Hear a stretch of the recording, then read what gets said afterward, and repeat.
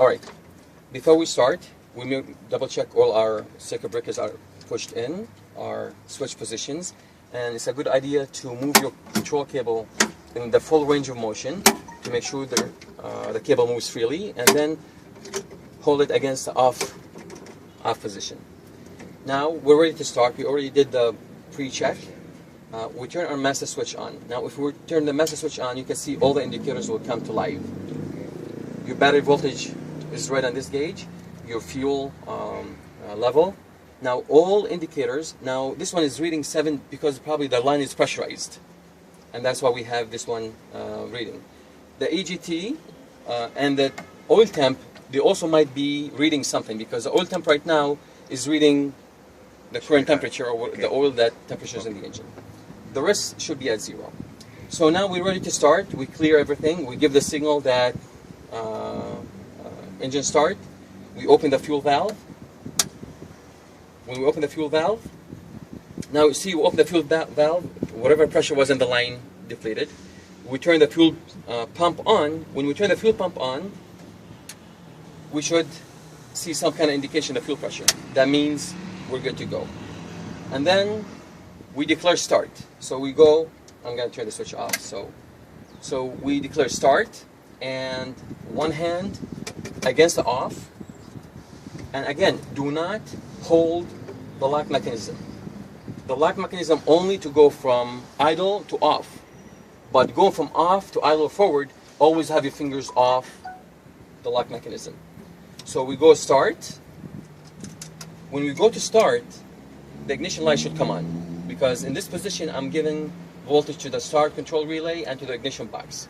And now we have tach should start moving up, and at 10 to 12% we open the fuel line. We continue to hold in the start position. We monitor the complete indication. Tach should go up. We should also right away make sure that we have positive indication on the oil pressure. Another positive indication on the fan speed, even with just a slight deflection, but positive indication. Once we open the fuel valve and we have ignition, we're going to start seeing the RPM going up and the AGT indication going up. This is red line for our max start. So the AGT will go up. Typically, for this engine from the previous runs that we've had, around 700, it will slow down. And then once the engine picks up speed, it will start to go down.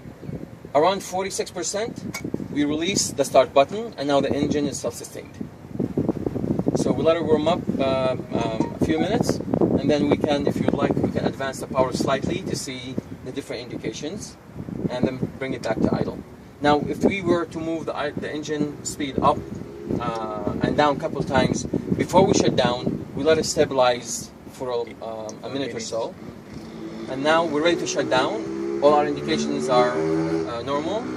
We just pull and pull back, and all our indications should start coming down.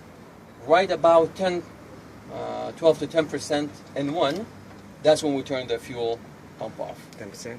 About 10%. But you have to stand by on the starter as well, just in case this one... Correct. Now, if during an emergency situation where we shut down, but the engine shut down, and then we notice that the EGT is climbing, in that condition, we go to motor only. In the motor only, we're only going to the start control. We're not going to ignition. So that will engage the starter, and the starter will rotate the engine and push all the hot gases out of the exhaust. Okay. All right. So what about the indication? When you initially start the engine, what do you expect here? At the voltmeter? Typically, if you, with the GPU, of course, it's going to be around 28. It would drop about 25 or so, which is normal. If it drops way below that, that means something wrong with the power source. But a normal drop to about 25 or so is normal.